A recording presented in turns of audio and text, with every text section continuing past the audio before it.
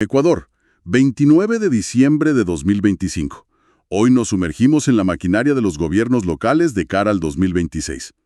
Vamos a desarmar cómo se organiza un municipio, de dónde saca el dinero, en qué se lo gasta, y cómo las grandes decisiones que se toman a nivel nacional, bueno, terminan afectando todo.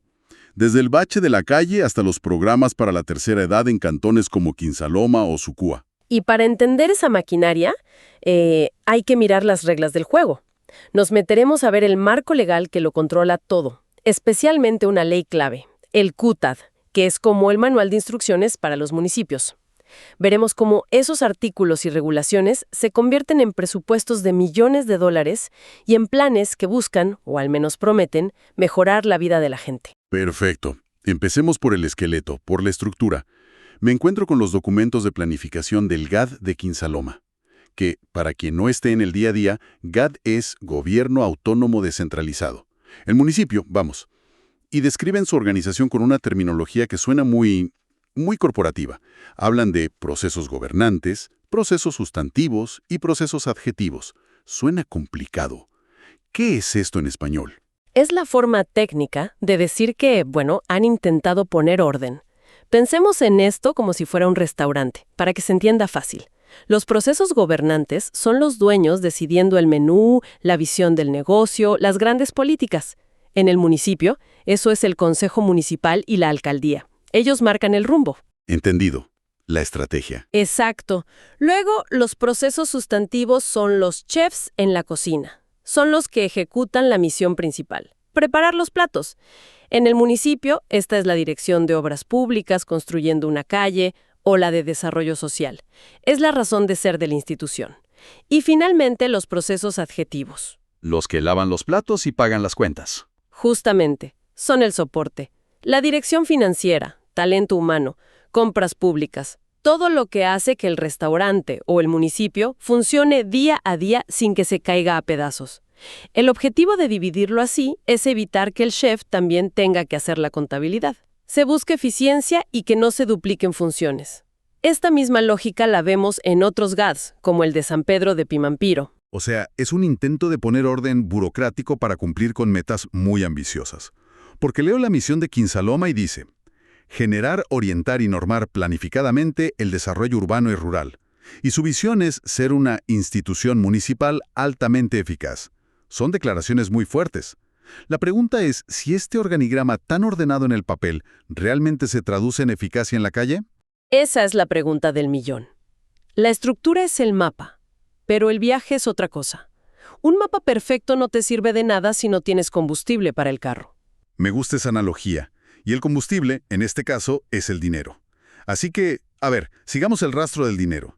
El presupuesto del GAD de Quinsaloma para 2026 es de casi 6 millones de dólares. Para ser precisos, 5.974.724.84 dólares. Una cifra considerable, pero aquí es donde me saltó una alarma.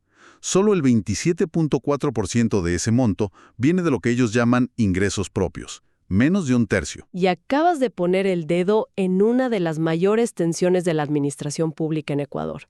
Esos ingresos propios son los que el municipio genera por sí mismo. El impuesto predial que se paga por las casas, las patentes, las tasas por la recolección de basura o el permiso de rodaje. Es el dinero que los ciudadanos del cantón le dan directamente a su municipio. Entonces, si solo el 27% es propio, ¿de dónde sale el otro 73%? Del gobierno central.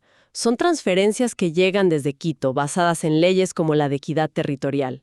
El Estado recauda los grandes impuestos como el IVA o renta y luego reparte una porción a los municipios. Pero, espera un momento. Si el 73% de tu presupuesto depende de que alguien más te envíe un cheque, ¿qué tan autónomo eres realmente? ¿No convierte eso la autonomía municipal en una especie de ficción? El que pone el dinero, pone las reglas. Planteas el dilema central. Si bien la ley garantiza esas transferencias, esta alta dependencia crea una vulnerabilidad enorme. Si el gobierno central tiene problemas de liquidez, como suele pasar, los primeros en sufrir son los municipios porque las transferencias se retrasan. Y sí, limita la autonomía. El alcalde puede tener un plan magnífico, pero si no llega el dinero de Quito, ese plan se queda en un cajón. Condiciona todo. Claro, te obliga a gobernar siempre de reojo a la capital. Ahora, veamos el otro lado de la moneda, los gastos. De esos casi 6 millones, el 60.33% se va a algo llamado gasto de capital e inversión. Eso es más de la mitad del presupuesto. El gasto corriente es un 26.75% y el resto es para pagar deudas. Un 60% en inversión suena impresionante, ¿no? Suena muy bien y en teoría es donde se ve el progreso. A ver, para traducirlo. El gasto corriente es lo que cuesta mantener la municipalidad funcionando. Son los sueldos de los empleados, la luz, el agua de las oficinas. Es mantener las luces encendidas. En cambio, el gasto de capital e inversión es para construir cosas nuevas. Un puente, un sistema de alcantarillado, un parque. Es donde la gestión se vuelve visible. Y ahí está la clave.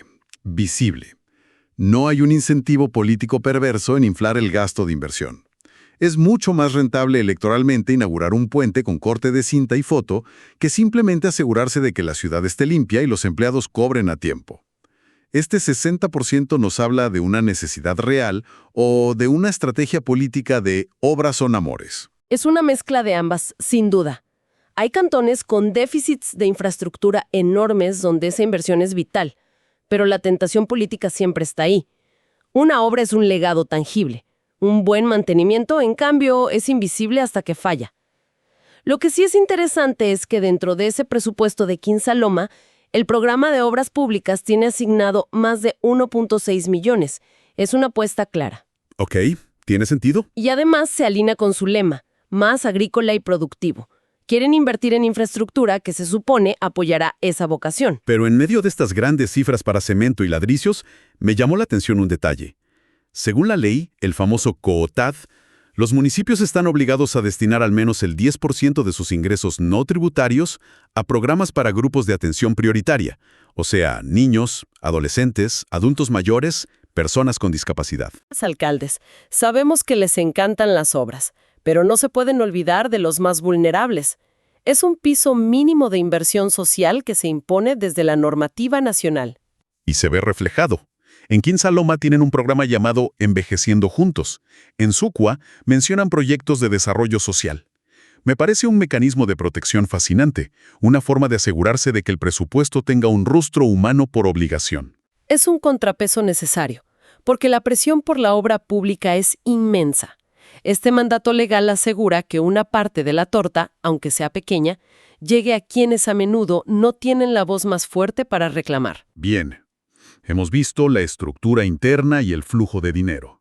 Pero, como decías, los municipios no existen en una isla.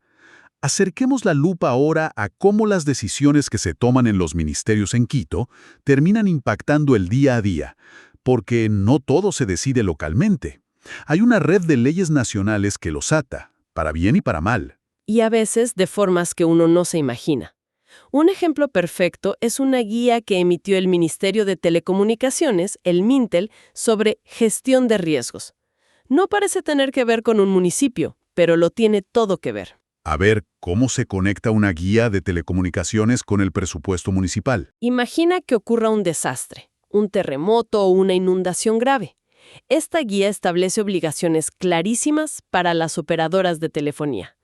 Por ejemplo, deben garantizar que cualquier persona pueda llamar al 911 así no tenga saldo su celular. O que deben difundir masivamente los mensajes de alerta del gobierno. Entiendo. El celular se convierte en una herramienta de seguridad pública. Exacto. Y la guía obliga a los GATS, a los municipios, a coordinarse con estas empresas y con el gobierno central para que todo ese sistema funcione. El municipio es el primer respondiente en una emergencia. Así que de pronto el alcalde de un cantón pequeño tiene que asegurarse de que su plan esté alineado con las directrices del Mintel. Es una capa de complejidad que no se ve a simple vista. Y no es la única. Veo también conexiones con la cultura. Por un lado, una declaración del Ministerio de Cultura nombrando como proyecto emblemático la construcción del nuevo Museo Nacional en Quito. Y por otro, algo que me pareció muy curioso. El plan de la empresa de correos del Ecuador para sus estampillas postales de 2025. Lo del plan de los sellos postales es fascinante por lo pragmático que es. En un mundo donde casi nadie envía cartas, ¿qué haces con miles de estampillas guardadas en una bodega? La estrategia de Correos para 2025 no es diseñar e imprimir nuevas emisiones, lo que costaría dinero. Es vender el stock antiguo. Exacto. Su plan es comercializar el inventario que ya tienen. Postales de Navidad, sellos de la Reserva Marina Hermandad de Galápagos. El objetivo es clarísimo: evitar más pérdidas y tratar de recuperar algo de la inversión ya hecha. Es un pequeño ejemplo de gestión de recursos orientada a la eficiencia. Es una pequeña historia de realismo económico contada a través de estampillas. Pero, volviendo al GAD, ¿cómo le afecta que el correo venda sellos viejos o que se construya un gran museo en la capital? Directamente quizás no mucho, pero indirectamente habla del ecosistema en el que operan. Muestra las prioridades nacionales y las realidades económicas. El municipio depende de las transferencias de ese mismo estado, que tiene que financiar museos y sostener empresas públicas. Si el estado está ajustado, todo se ajusta. Pero hay otras regulaciones que sí les pegan de lleno en el bolsillo. Como la que veo de la Agencia Nacional de Tránsito, una que habla de las tarifas preferenciales en el transporte público. Esa es una directriz con consecuencias financieras directas.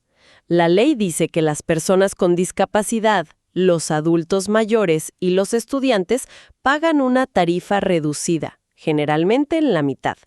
Eso está muy bien como política social, pero el conductor del bus recibe solo la mitad del dinero.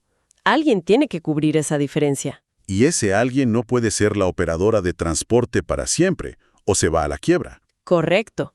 Entonces, esta regulación de la ANT obliga a los GATS, que son los que tienen la competencia del tránsito, a sentarse con la agencia y definir mecanismos de compensación. En otras palabras, el municipio tiene que encontrar la forma de subsidiar esos pasajes, y ese dinero tiene que salir de su presupuesto. Y ahí se cierra el círculo. El presupuesto de casi 6 millones de Quinsaloma no solo tiene que pagar sueldos y construir el puente, también tiene que prever dinero para cumplir con el 10% para grupos prioritarios, coordinar planes de emergencia y además encontrar cómo compensar a los transportistas. Has trazado el mapa completo. La gestión local es un acto de malabarismo increíble.